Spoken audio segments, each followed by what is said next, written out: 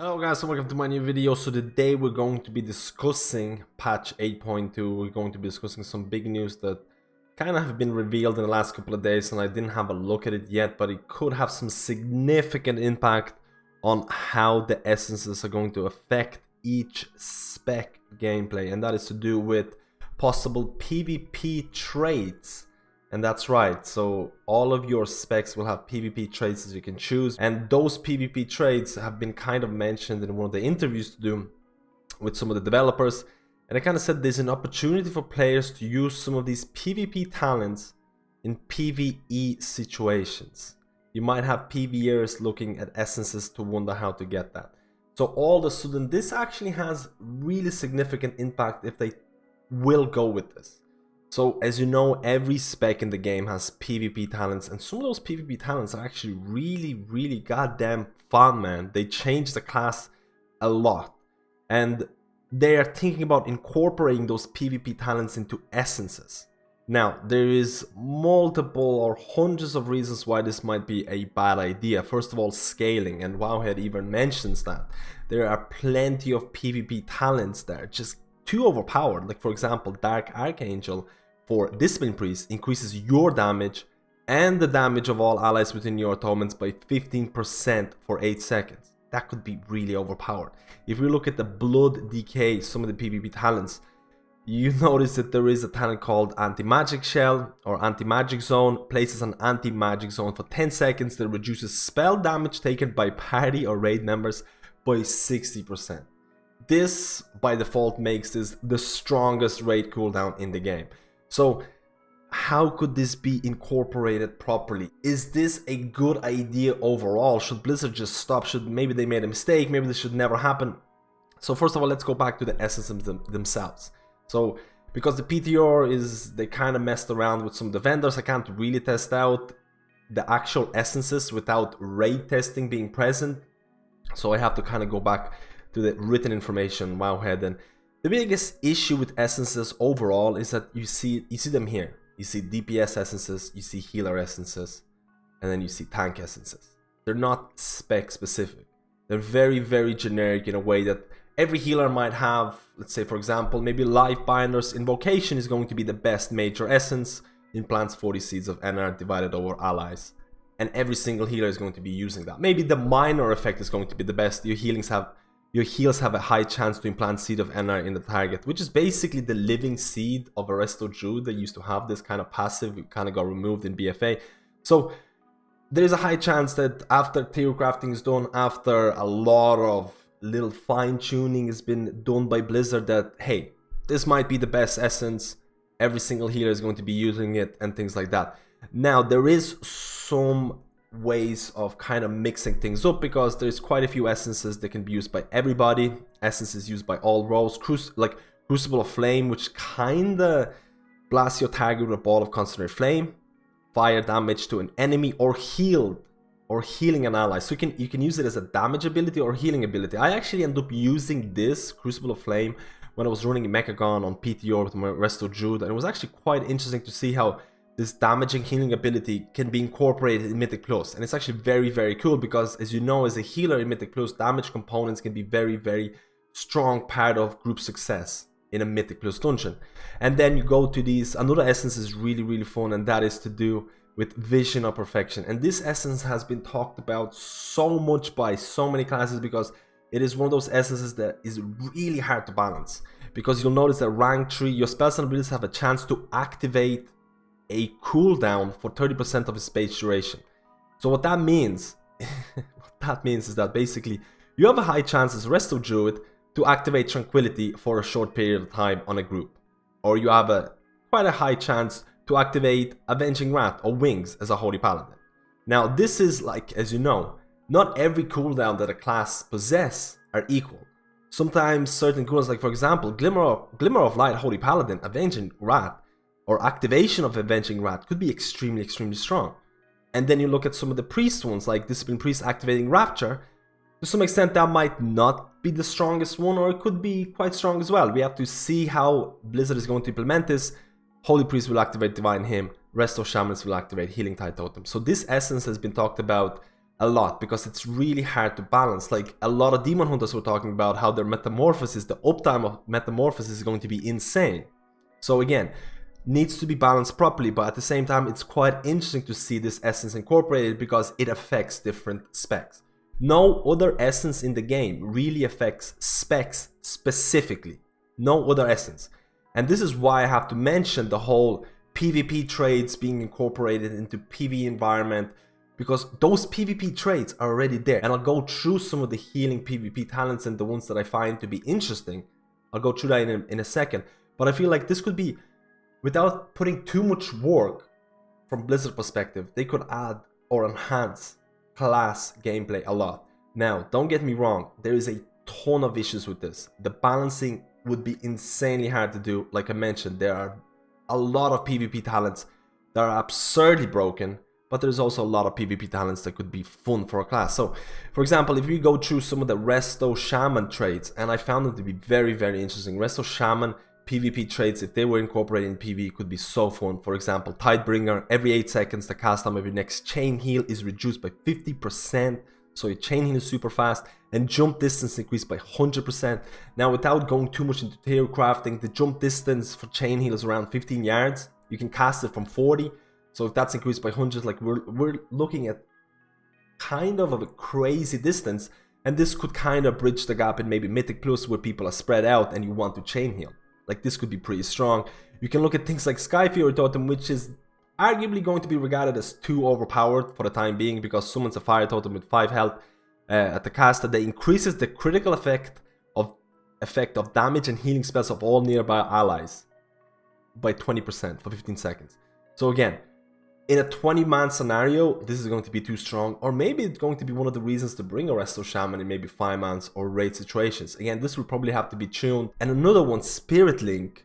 You link yourself and 2 closest allies within 15 yards together. When linked targets take damage, 25% is distributed among the other linked allies. Linked targets receive 100% increased healing from your chain heal and healing rate. Again, this could be interesting to mess around in 5-mans. Like, I'm quite excited about possibilities that these PvP traits could incorporate to Resto Shaman gameplay. Again, a lot of tuning needs to be done here. If I look at Holy Paladin or Holy Priest, I'm not crazy excited about some of the possibilities here. I mean, Rapid Mending, Prayer of Mending is now instant cast and its jump distance is increased by 10 yards. Could be very, very cool to use. You have Ray of Hope for the next 6 seconds. All damaging and healing dealt to the target is delayed until Ray of Hope ends.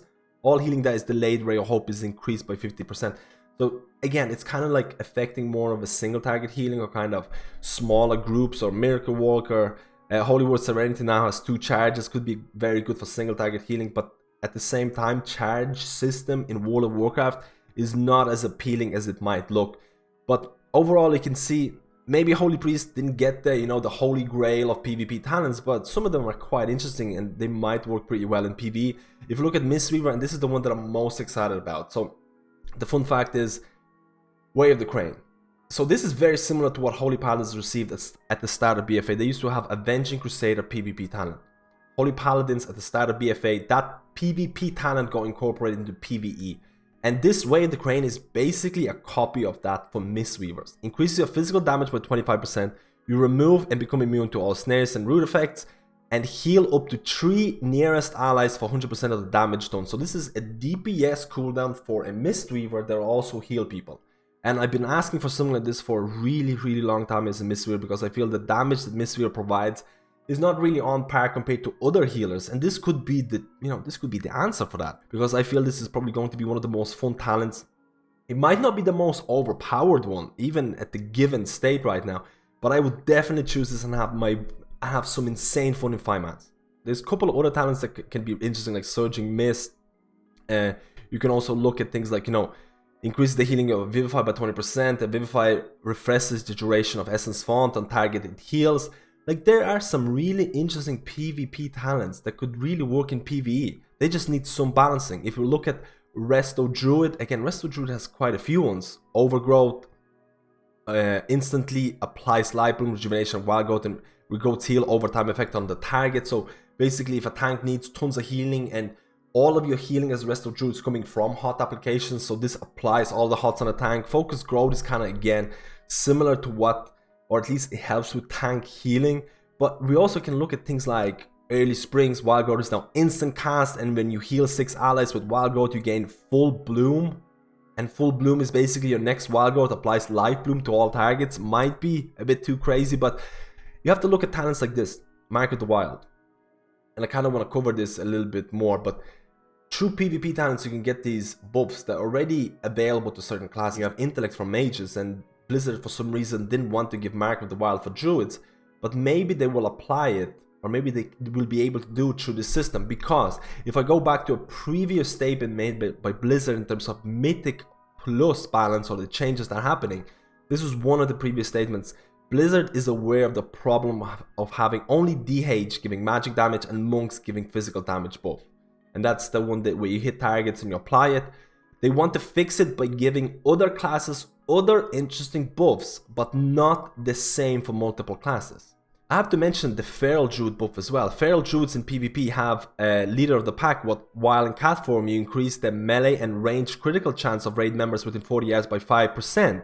So all of a sudden, some of the PvP traits have these kind of, unique buffs to a certain specs. Like I already said, Resto Druids could have Market the Wild, Feral Druids could have leader of the pack.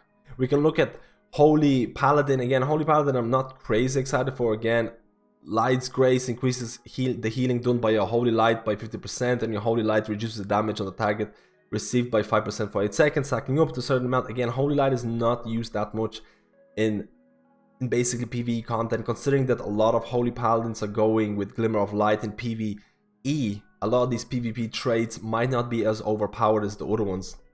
There are certain ones that situationally really good, but again, not the most appealing in my opinion. And then we can finish with Discipline Priest, and Discipline Priest is probably the most overpowered one, with Dark Archangel that I mentioned before. Increases your damage and damage of all allies within Atonement, insane. And Archangel, there's another one that's super overpowered, refreshing the duration of your atonements on all allies when cast. So this is basically going to, and besides that, increasing healing and absorption effects by 20% for 15 seconds.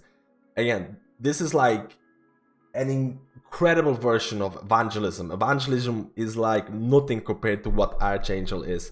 So there are certain PvP traits that are just outright too strong.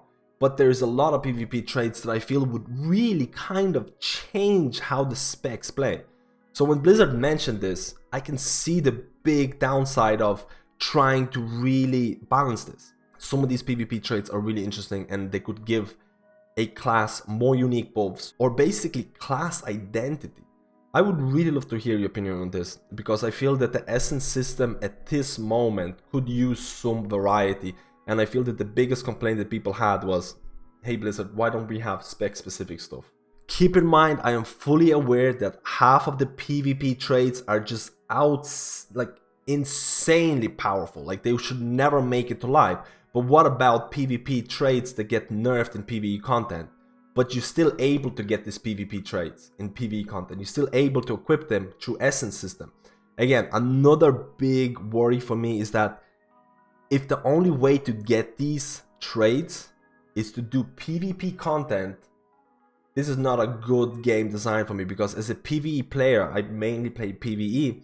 I don't want to be forced to get a certain rank in 2 versus 2 or 3 versus 3 or raided battlegrounds or whatever in order to use these class specific, spec specific essences that could be really, really fun. I want them to be available to everybody without being gated by certain type of content.